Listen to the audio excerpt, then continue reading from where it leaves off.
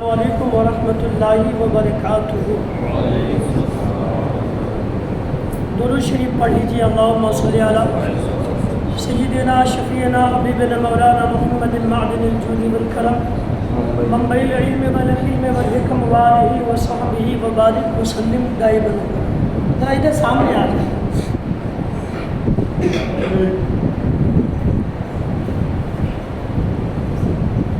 قرآن کریم دوسرا پارہ سورہ بقرہ رکوع نمبر 5 ہے اور آیت نمبر 172۔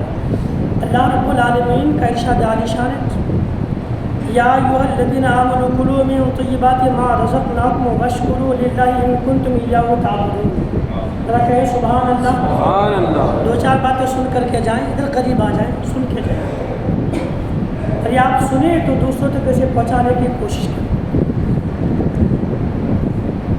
قرآن کریم کی اس آیت مقدسہ کا مفہوم یہ ہے، اے ایمان والو، مسلمانوں، یا ایھا الذین آمنوا کلوا من طیبات ما رزقناکم، اے ایمان والو کھاؤ ہماری دی ہوئی ستھری چیزیں، واشکروا للہ ان کنتم ایاہ تعبدون، اور اللہ کا شکر کرو اگر تم اس کی عبادت کرتے ہو۔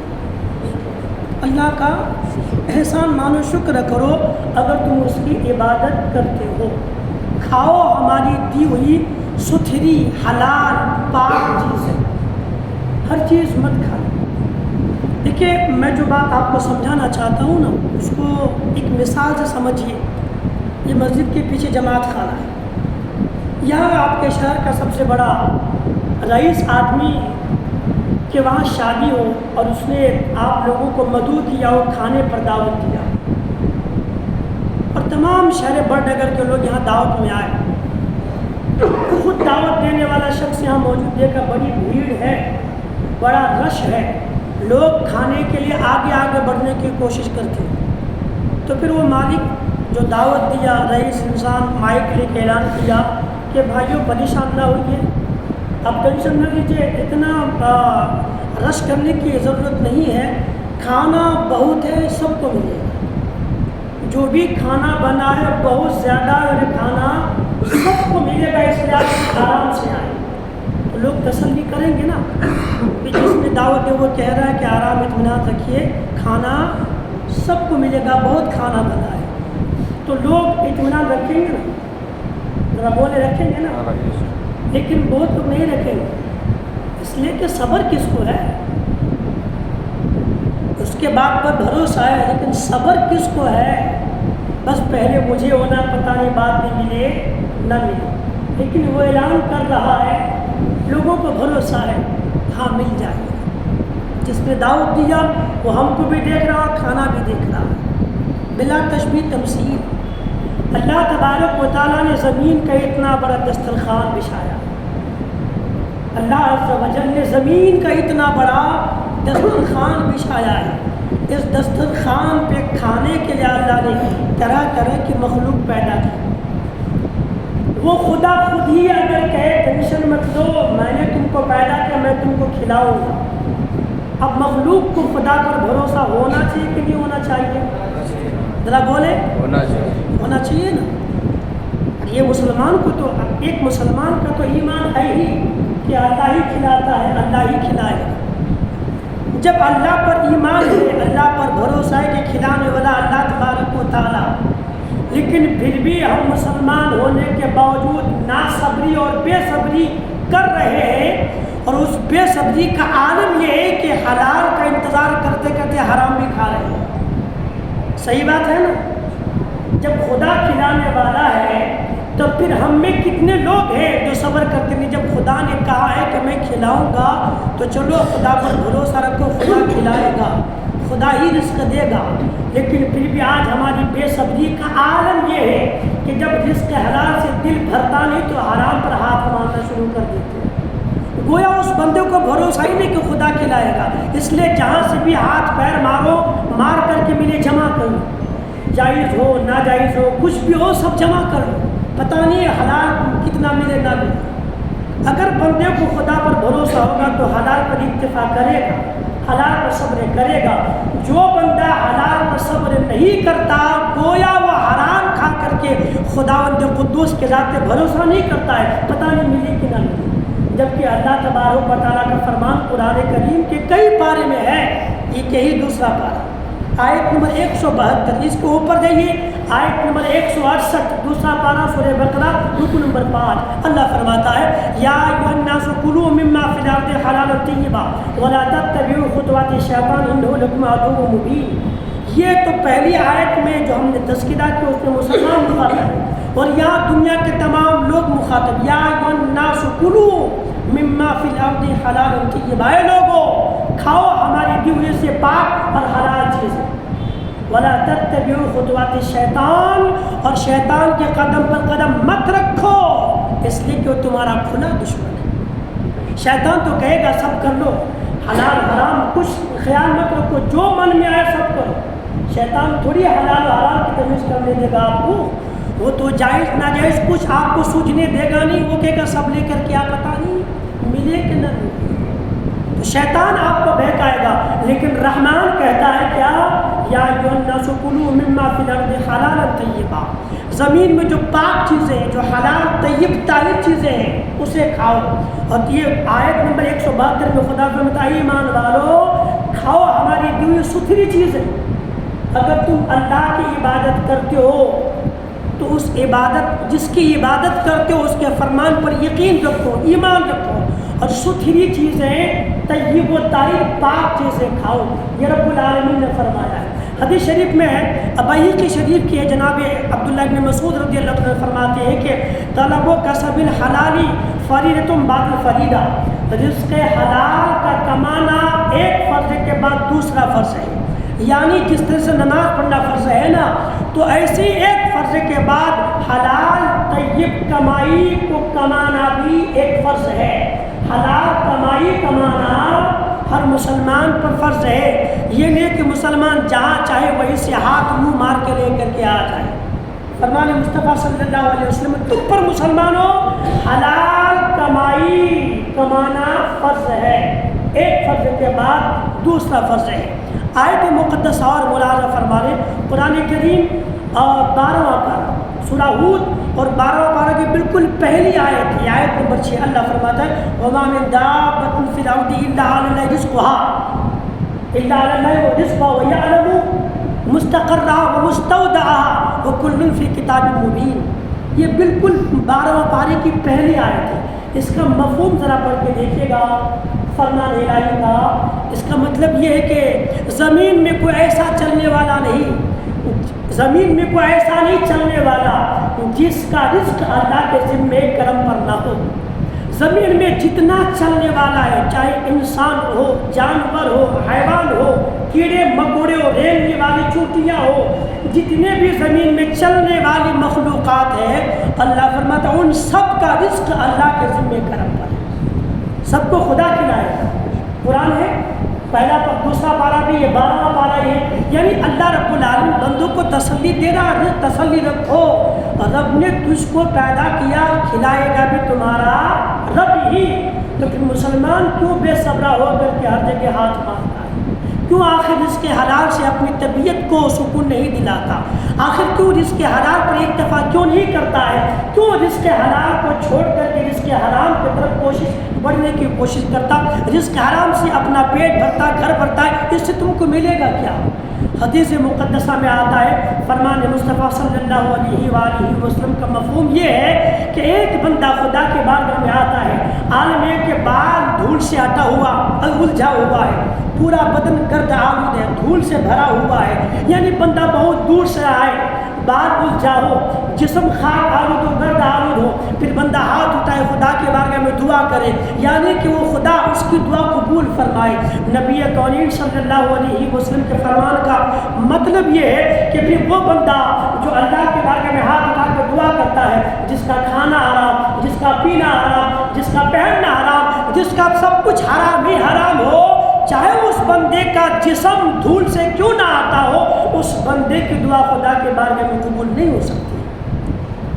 آپ کیا سمجھتے ہیں کہ رزق حرام حلال کو چھوڑ کے رزق حرام سے بندہ بہت کچھ کر لے گا؟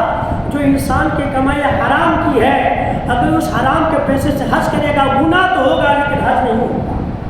بندہ اگر حرام کماتا ہے، کسی کا حق مال ہے، کسی کا حق دبا لے رہا ہے، حرام پیسہ جمع کر لیا، اس پیسے سے عمرہ کرے گا، عمرہ ہوگا نہیں، گناہ ہو سکتا ہے لیکن عمرہ نہیں ہوگا، عمرہ قبول ہی نہیں ہوگا۔ علماء یہاں تک بیان فرماتے حدیث کو کوٹ کر کے، اگر کوئی بندہ حرام کے پیسے کا کپڑا خریدے، اس کا زیادہ تر پیسہ حلال ہو مگر کچھ پیسہ حرام کا مل جائے اور ان حرام حلال پیسوں کو ملا کر کے کپڑا خرید لے، اس کپڑے کو پہن کے نماز پڑھے، اس کی نماز قبول نہیں۔ اگر یہ رمضان کا مہینہ ہے، لوگ افطاری کی دعوت دیتے ہیں، لوگ سحری کی دعوت کرتے ہیں، آؤ کھاؤ آؤ کھاؤ آؤ کھاؤ، مگر اس کو پتہ ہونا چاہیے کہ اگر حرام مال ہے، اگر حرام ہے مال سے اور حرام مال سے بندہ سحری کرائے گا، سحری کرانے کا ثواب تو نہیں ملے گا، گناہ ضرور مل جائے گا اس کو۔ جس کے حرام سے کسی کو افطار کرائے گا، ثواب تو نہیں ملے گا لیکن گناہ ضرور ملے گا۔ یعنی جب بندہ حرام کھاتا ہے نا، اس کے پیٹ میں جس کے حرام کا نوالا پڑا ہوتا ہے، تو نہ نماز قبول ہوتی ہے، نہ روزہ قبول ہوتا ہے، نہ حج قبول ہوتا ہے، نہ صدقہ قبول ہوتا ہے، نہ زکوٰۃ قبول ہے، نہ دعا قبول ہے، اس کی کوئی عبادت خدا کی بارگاہ میں قبول نہیں ہوتی۔ لوگ سمجھتے ہیں کہ میں حرام پیسہ جمع کروں، لوگوں کو خوب کھلاؤں، لوگ مجھ کو سخی کہیں گے، دیالو کہیں گے، کچھ نہیں ہوتا۔ اس سے ایک پائے کا ثواب نہیں ملے گا، الٹا گناہ ہوگا۔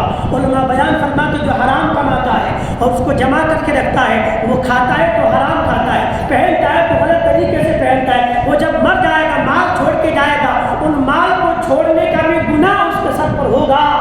وہ بندہ مال نہیں چھوڑ کے جا رہا بلکہ گناہ چھوڑ کے جا رہا ہے۔ لوگ آسان سمجھتے ہیں کہ جہاں سے مال ملے جمع کرو، پیٹ بھرو، گھر بھرو اور بہت کچھ ترقی کر لو۔ یہ ترقی نہیں بلکہ اللہ رب العالمین کے عذاب مول لینے کا ذریعہ ہوا کرتا ہے۔ اس لیے قرآن پڑھیے، جگہ جگہ آپ کو اللہ کا فرمان ملے گا۔ رب فرماتا ہے حلال کھاؤ، حلال کھاؤ، تمہاری بات میں اثر ہوگی، حلال کھاؤ دعا قبول ہوگی، حلال کھاؤ جسم میں برکت ہوگی، حلال کھاؤ تندرستی ملے گی، حلال کھاؤ عبادت خدا کے بارگاہ میں قبول ہوگی۔ مگر لوگ دنیا والوں کو دکھانے کے لیے حرام جائز ناجائز سب میں تمیز کیے بنا جس کا بھی حق ملا مار کر کے لایا اور لوگوں کو کھلانے کی بات کرتا۔ عجیب، دوسروں کا حق مار کو دوسروں کو کھلائیں گے، کیا ملے گا؟ کچھ ملے گا؟ آپ کسی کا حق مار کر کے بیٹوں کو کھلائیں گے، کیا ملے گا؟ بھتیجوں کا حق مار کے بیٹوں کو کھلائیں گے، کیا ملے گا؟ بھانجوں کا حق مار کے بیٹوں کو کھلائیں گے، کیا ملے گا؟ کچھ نہیں سوائے گناہ کے۔ اس لیے قرآن ہے، ان باتوں کو ذہن میں رکھ کے حلال کھائیں، اس سے اثر ہوگا۔ لوگ سمجھتے ہیں کہ خدا دے گا نہیں، خدا ہی بندوں کو دیتا ہے۔ اللہ رب العالمین فرماتا ہے قرآن کریم 8واں پارہ سورہ انعام رکوع نمبر 6 آیت 152، اللہ رب العالمین فرماتا ہے قل تعالوا اتلوا ما حرم ربکم علیکم الا تشرکوا به شیئا وبالوالدین احسانا ولا تقتلوا اولادکم املاق نحن نرزقکم وإیاہم۔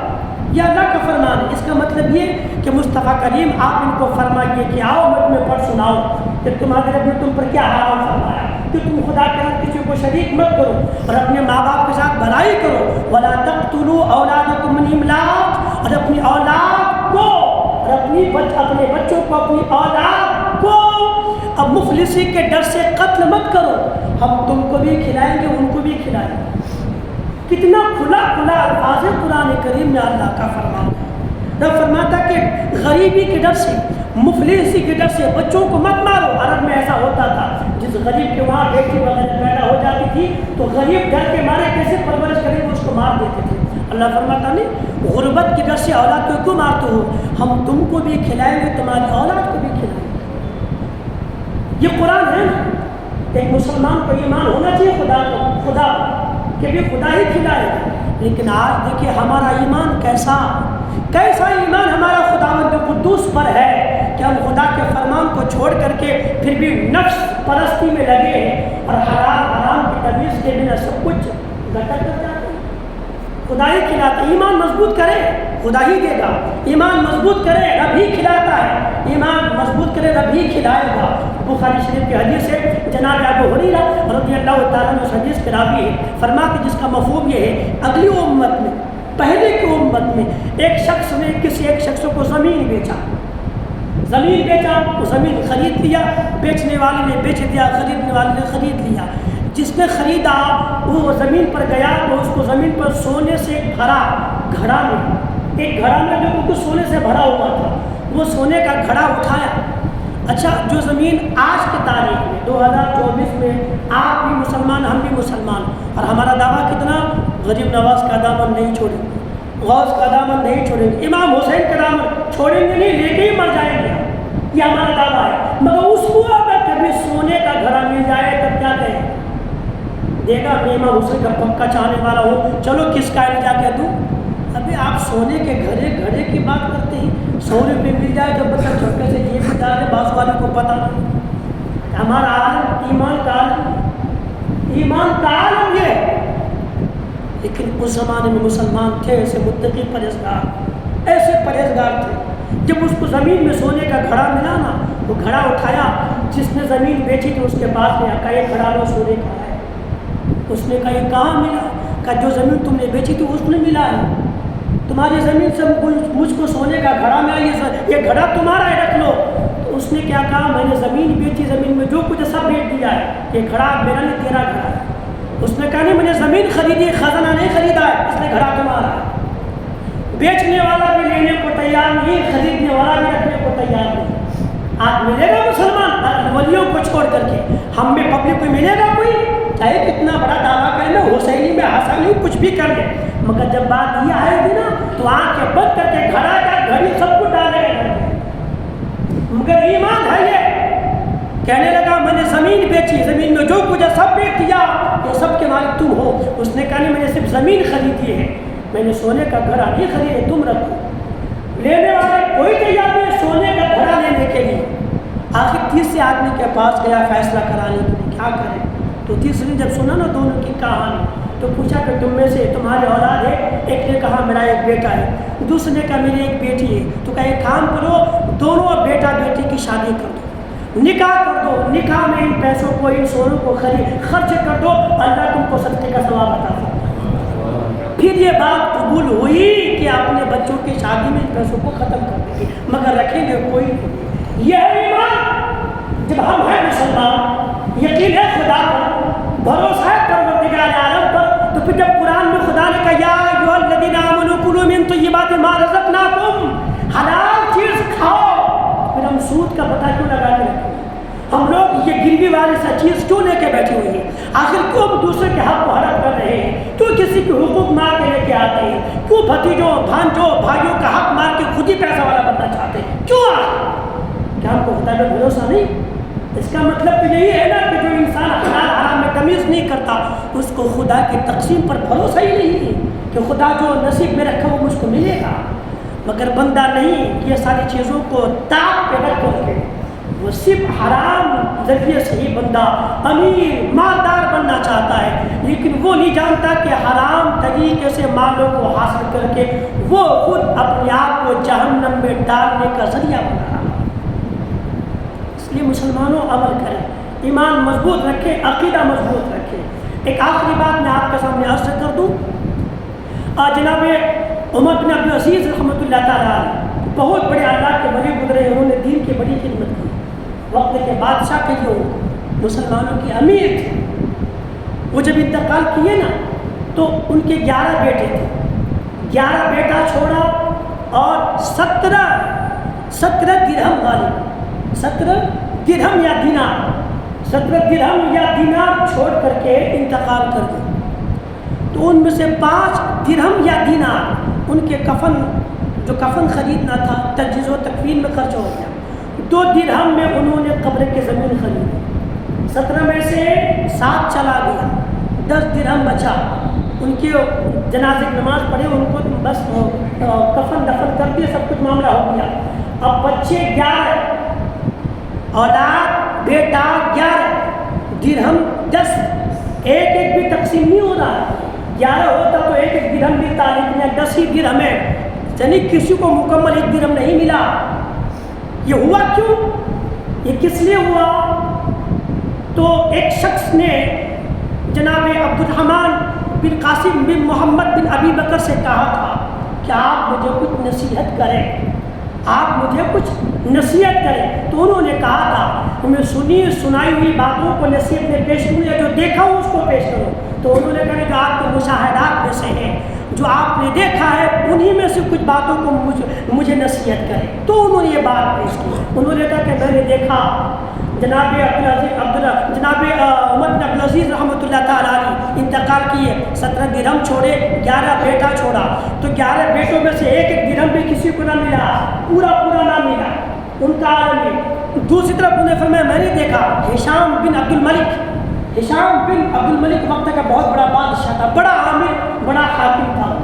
جب وہ مرا نا, ان کی اولاد میں جو ان کا ترکہ تقسیم ہوا, ایک ترکہ پانے والوں کو 10 لاکھ درہم ملا. ہشام بن عبد الملک کے بچوں کو ایک بچے کو 10 لاکھ درہم ملا. ادھر عالم میں جناب عمر بن عبدالعزیز رحمۃ اللہ علیہ کے بیٹے کو 1 درہم بھی نہیں ملا. وہ آگے فرماتے کہ ایک زمانہ ایسا ہے میں نے دیکھا جناب عمر بن عبدالعزیز رحمۃ اللہ تعالیٰ علیہ کے ایک بیٹا, میں نے ان کو دیکھا کہ ان کا ایک بیٹا ایک دن میں 100 گھوڑا خدا کی راہ میں صدقہ کر رہا ہے. جس کے باپ نے بیٹے کو 1 درہم تک نہ دیا تھا ترکے میں, اس کا بیٹا آج عالم یہ ہے کہ ایک دن میں 100 گھوڑا خدا کی راہ میں صدقہ کر رہا ہے. 1 درہم ترکہ میں پانے والا 100 گھوڑے کو خدا کی راہ میں صدقہ کر رہا ہے. اور آگے فرمانے لگے ہشام بن عبد الملک کا بچہ بیٹا جن کو 10 لاکھ درہم ترکے میں ملا تھا, حصے میں آیا تھا, میں نے اس کو دیکھا کہ ان کا ایک بیٹا لوگوں کے آگے ہاتھ پھیلا ہے, لوگ ان کو صدقہ دے رہے ہیں. یہ جس کو 10 لاکھ درہم ملا وہ لوگوں کے آگے بھیک مانگ رہا ہے, جس کو 1 درہم نہ ملا وہ لوگوں کو صدقہ دے رہا ہے. مطلب کیا ہے؟ فرماتے اس لیے کہ عمر بن عبدالعزیز نے اپنے بچوں کو حلال پیسہ دیا تھا, ہشام بن عبد الملک نے حرام پیسہ دیا تھا. لوگوں کا, عوام کا, پبلک کا خون چوس کر کے, ان کا مال چوس کر کے اپنے اولاد کو دیا تھا. اس کا عالم ہے کہ ان کا بیٹا لوگوں کے آگے بھیک مانگ رہا ہے 10 لاکھ درہم پانے کے باوجود بھی. اور جس نے اپنے بیٹے کو حلال پیسہ 1 درہم کی برابر بھی نہ دیا تھا, ان کا بیٹا اس حلال پیسے سے اتنا ترقی کر لیا حلال مال سے کہ لوگوں کو صدقہ دے کے نظر آ رہا ہے. مطلب یہ کہ حلال کھائیں گے تو دنیا میں برکت ہوگی, آخرت میں ثواب ملے گا, آخرت میں بخشش کا ذریعہ بھی بنے گا. جو لوگ حرام کھائے گا, حرام کو تمیز نہیں کرے گا, چاہے جس طرح کا بھی حرام ہو, سود کا ہو, حق کا ہو, کسی کا حق دبا لیا ہو, کوئی بھی طریقہ, چوری کا, ڈکیتی کا, غصب کا, کوئی بھی حرام ہو, حرام رزق کھائے گا تو اپنا بھلا نہیں کرے گا, یہاں سے مر کے جائے گا, آخرت میں عذاب پائے گا, بچوں میں کوئی برکت نظر نہیں آئے گی. اس لیے قرآن کہتا ہے یا ایھا الذین آمنوا کلوا من طیبات ما رزقناکم واشکروا للہ ان کنتم ایاہ تعبدون. حلال طیب چیزیں کھاؤ, اللہ کی عبادت کرتے ہو, اس کا شکر گزار بندہ بننا چاہتے ہو تو طیب و طاہر پاک چیزیں کھایا کرو. مسلمانوں یہ ہمارے لیے بھلا ہے. خدا پر ایمان رکھے, اللہ کے فرمان پر یقین رکھے. جس کے نصیب میں جتنا ہے اس کو اتنا ہی ملتا ہے. مقدر سے بڑھ کے نہ کسی کو ملا ہے نہ کسی کو مل سکتا ہے. نصیب سے زیادہ کسی کو نہ ملا ہے نہ کسی کو مل سکتا ہے. تو پھر حرام ذریعے سے اپنے آپ کو کیوں تباہ کرتے ہیں؟ خدا قدوس ہمیں آپ کو اور تمام مسلمانوں کو عمل کرنے کی توفیق عطا فرمائے. اچھا کوئی اعتکاف کرنے والا یہاں بیٹھا ہے آج شام کو؟ جو لوگ اعتکاف میں بیٹھے ہیں کوئی ہے؟ کتنے لوگ ہیں اعتکاف؟ 3 لوگ ہیں کیا؟ اچھا یہ مسئلہ میں آپ کو کل بتاؤں. آج بیٹھ جائیں, آپ آئیں نا تو مغرب کی نماز سے پہلے سورج کے آج 20 رمضان ہے نا, شام کو 21 شب لگ جائے گی تو سورج کے ڈوبنے سے پہلے مسجد میں آ جائیں. سورج کے ڈوبنے سے پہلے, ورنہ بعد میں آئیں کہ سنت جو اعتکاف ہے وہ آپ کی نہیں ہوگی, وہ اعتکاف کا ثواب کو نہیں ملے گا. اس لیے سورج کے ڈوبنے سے پہلے مسجد میں آ جائیں. پھر یہاں کس طرح سے رہنا ہے, کیا کرنا ہے, میں کل بتاؤں گا انشاءاللہ, تاکہ مزید لوگ بھی رہیں. اللہ تعالی ہم سب کو عمل کرنے کی توفیق عطا فرمائے. الفاتحہ.